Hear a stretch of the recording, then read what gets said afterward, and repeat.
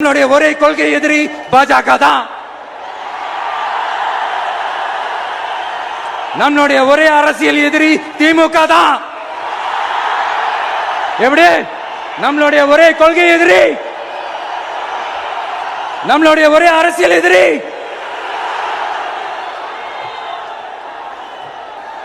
நான் ஏற்கனவே சொன்னதுதான் நான் திரும்பவும் சொல்றேன். நம்மளுடைய இந்த தமிழக வெற்றி கழகம் ஏதோ அரசியல் ஆதாயத்துக்காக தொடங்கப்பட்ட கட்சியெல்லாம் கிடையாதுங்க. கொள்கை கோட்பாடுகளோடு தந்தை பெரியார், பெருந்தலைவர் காமராஜர், அண்ணல் அம்பேத்கர், வீரமங்க வேலுநாச்சியார், மக்கள் சேவகர் அஞ்சலை அம்மாள், நம்மளுடைய 5 கொள்கை தலைவர்களோட வழிகாட்டுதல்களோடு தொடங்கப்பட்ட கட்சி. நம்ம ஸ்டாண்ட்ல நாம எப்பவுமே ஸ்ட்ராங்கா தாங்க இருக்கிறோம்.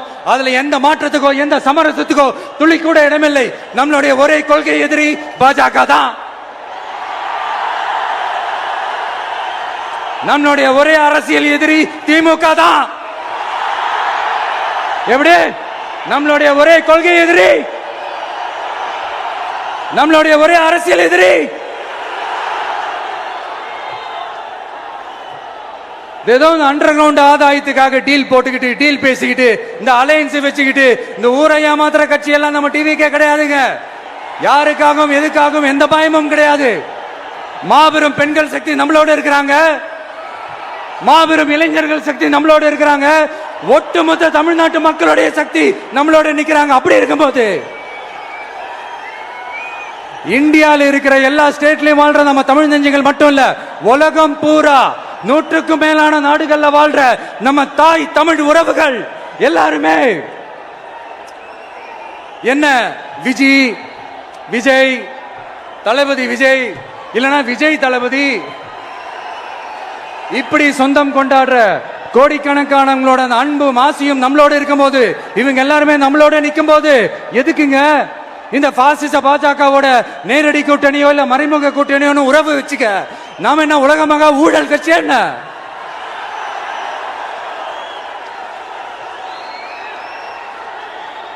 நம்மளை பத்தி சின்னதா ஒரு உண்மை ஒண்ணு சொல்லலாமா?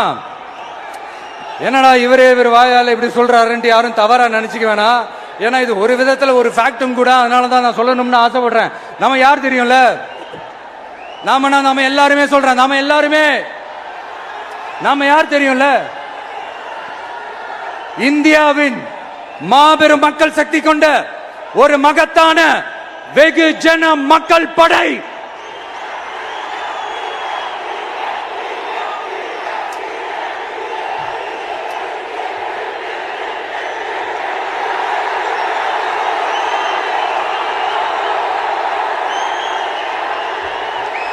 அதனால நம்ம தலைமையில நாம் அமைக்க போற இந்த உண்மையான மக்களாட்சிக்கான அச்சாரமாக மாபெரும் மக்கள் சக்தியை அணி அணியாக நம்மளோட திரண்டு நிக்கிறப்போ இந்த அடிமை கூட்டணியில சேர வேண்டிய அவசியம் நமக்கு இருக்குங்க. நம்மளுடைய இந்த கூட்டணி சுயமிழந்த கூட்டணியெல்லாம் இருக்காது, சுய மரியாதை கூட்டணியா தான் இருக்கும். இந்த ஒரு பக்கம் RSS கிட்ட அடிபணிஞ்சுக்கிட்டு, இன்னொரு பக்கம் மதச்சார்பற்ற கூட்டணின்னு இந்த மக்களை ஏமாத்துற கூட்டணியெல்லாம் நம்ம கூட்டணி இருக்காது.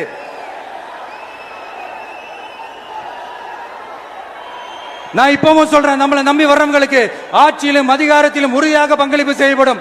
உடனே இந்த கேள்விகள்லாம் வரும். அப்ப யாரு கூட்டணி, யாரு வரா, யாரு போறா, இந்த கேள்விகள்லாம் வரும். இந்த கேள்விகளுக்கெல்லாம் ஒரே ஒரு பதில் தான், சஸ்பென்ஸ்ல சஞ்சாரம் செய்யுங்க. ஆனா ஒண்ணு, 2026ல 2 பேருக்கு நடுவுல தான் போட்டியே. ஒன்னு TVK, இன்னொன்னு TMK. இந்த போட்டி எப்படி இருக்க போதுன்னா, இந்த அலையன்ஸை வச்சு எப்படியாவது நம்ம தப்பிச்சிடலாம். என்ன இந்த பழைய இந்த மேத்தமேட்டிக்ஸ் அரித்மேட்டிக்ஸ் இதெல்லாம் வச்சு எப்படியாவது நம்ம தப்பிச்சிடலாம் அப்படின்னு நினைக்கிறவங்களோட அந்த கனவு ஒரு நாளும் மைப்படாது. சரி, இப்ப நம்ம வேற ஒரு ஏரியாவுக்கு ஒண்ணு வருவோம். எதிர்காலம் வரும், என் கடமை வரும், இந்த கூட்டத்தின் ஆட்டத்தை ஒழிப்பேன்.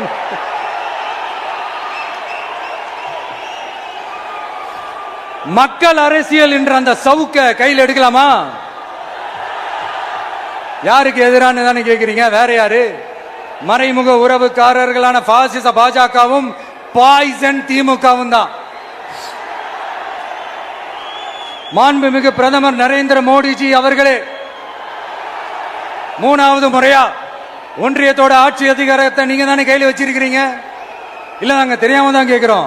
நீங்க ஆட்சிக்கு வந்தது ஒட்டுமொத்த மக்களுக்கும் நல்லது செய்யவா, இல்ல நம்மளுடைய இந்த இஸ்லாமிய நண்பர்களுக்கும் இஸ்லாமிய தோழர்களுக்கும் எதிராக சதி செய்யவா? மக்களுக்கு உங்ககிட்ட கேட்கறதுக்குன்னு ஏராளமான கேள்விகள் இருக்குது. அதனால அவங்க சார்பா அவங்கள ஒருத்தனா அவங்களோட ஒரு உண்மையான ஒரு பிரதிநிதியா உங்ககிட்ட சில கேள்விகள் கேட்கணும். மிஸ்டர் பிரைம் மினிஸ்டர் அவர்களே, நம்ம தமிழ்நாட்டு மீனவர்கள் கிட்டத்தட்ட ஒரு 800 பேருக்கு மேல இலங்கை கடற்படையால தாக்கி அழிக்கப்பட்டிருக்கிறாங்க. அதை கண்டிக்கிறதுக்காக உங்களை பெருசா எதுவும் செய்ய சொல்லல, சின்னதா ஒண்ணே ஒண்ணு மட்டும் செஞ்சு கொடுங்க. இனிமேலாச்சும் எங்களுடைய மீனவர்கள் பாதுகாப்பா இருக்கிறதுக்காக இந்த கச்சத்தீவை இலங்கை கிட்ட இருந்து மீட்டு கொடுத்துருங்க, அது போதும். உங்களுடைய இந்த முரட்டு பிடிவாதத்தால நீங்க நடத்துற இந்த நீட்டு தேர்வு, அதனால இங்க என்னென்ன நடக்குதுன்னு சொல்றதுக்கே மனசு வலிக்குது. அதனால அந்த நீட்டு தேர்வு தேவையில்லைன்னு அறிவிச்சிருங்க, அது போதும். செய்வீர்களா திரு நரேந்திரபாய் தாமோதர் மோடிஜி அவர்களே? எங்களுக்கு என்னென்ன தேவையோ என்னென்ன நல்லதோ அதெல்லாம் செய்ய மாட்டேங்கிறீங்க. ஆனா ஆட்சி அதிகாரத்தை மட்டும் கையில வச்சுக்கிட்டு மக்களை ஏமாத்த நேரடியாக ஒரு பாசிச பாஜக அடிமை கூட்டணி ஒண்ணு. அடுத்து உங்களோட இந்த மைனாரிட்டி ஆட்சியை ஓட்டுறதுக்காக மறைமுகமாக RSS அடிமை குடும்பம்னு இன்னொரு கூட்டணி. இப்படி மக்கள் சக்தியே இல்லாத இந்த ஊழல் கட்சிகளை மிரட்டி அடிபணிய வச்சு 2029 வரைக்கும் சொகுசு பயணம் போயிடலாம்னு திட்டம் தீட்டி வச்சிருக்கிறீங்க. அதானே ஜி? என்ன ஜி? ஒண்ணு மட்டும் சொல்றேன், தெரிஞ்சுக்கங்க. என்னதான் நீங்க இந்த நேரடி மறைமுக கூட்டணி குட்டிகரணம் போட்டாலும் தாமரை இலையில தண்ணியே ஒட்டாது. தமிழக மக்கள் மட்டும் எப்படி ஒட்டுவாங்க?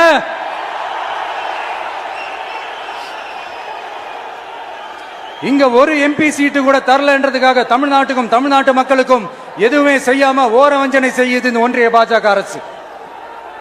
சங்கம் வச்சு தமிழ் வளர்த்த மண் இந்த மதுரை மண். அதனால இங்க அந்த கீழடியில கிடைச்ச ஆதாரங்களை எல்லாம் மறைச்சிட்டு எங்க நாகரிகத்தையும் எங்க வரலாறையும் அழிக்கிறதுக்காக உள்ளடி வேலை செய்யலாம்னு நினைக்கிறீங்க. தமிழ்நாட்டை தொட்ட என்ன நடக்கும் நீங்க பல உதாரணங்கள் இருக்குது. அதனால இதையெல்லாம் மறைச்சிட்டு எங்க மக்களை ஏமாத்திடலாம்னு மட்டும் நினைக்காதீங்க. மத நல்லிணக்கத்திற்கு பெயர் பெற்ற இந்த மதுரை மண்ணிலிருந்து சொல்றேன், உங்க எண்ணம் எல்லாம் ஒரு நாளும் ஈடேறாது.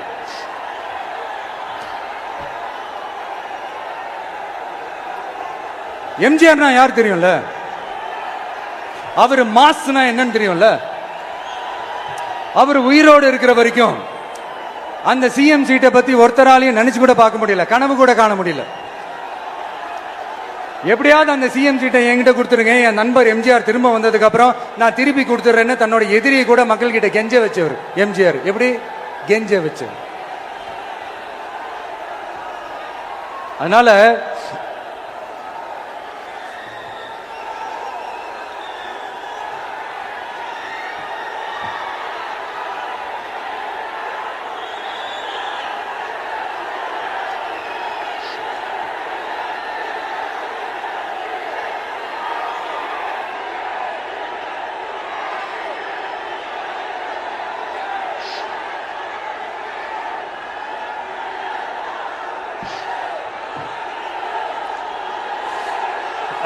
ஆனா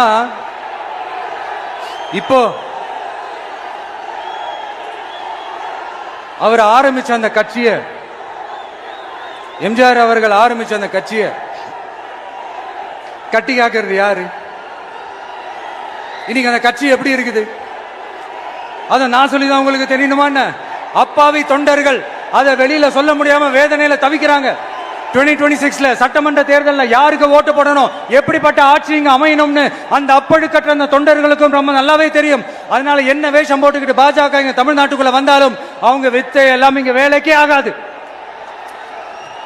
இப்படி பொருந்தா கூட்டணியா இந்த பாஜக கூட்டணி இருக்கிறதுனால இப்ப ஆட்சியில இருக்கிற இந்த வெற்றி விளம்பர மாடல் திமுக என்ன செய்யுதுன்னு தெரியும்ல? பாஜகவோட உள்ளுக்குள்ள ஒரு உறவை ஒண்ணு வச்சுக்கிட்டு வெளியில எதிர்க்கிற மாதிரி, அப்படி எதிர்க்கிற மாதிரி ஒரு டிராமா ஒண்ணு பண்ணிக்கிட்டு எதிர்கட்சியா இருந்தா போங்க மோடின்னு பலூன் விடுறது, ஆளுங்கட்சியா இருந்தா வாங்க மோடின்னு கொடை பிடிச்சுக்கிட்டு கும்பிடு போடுறது.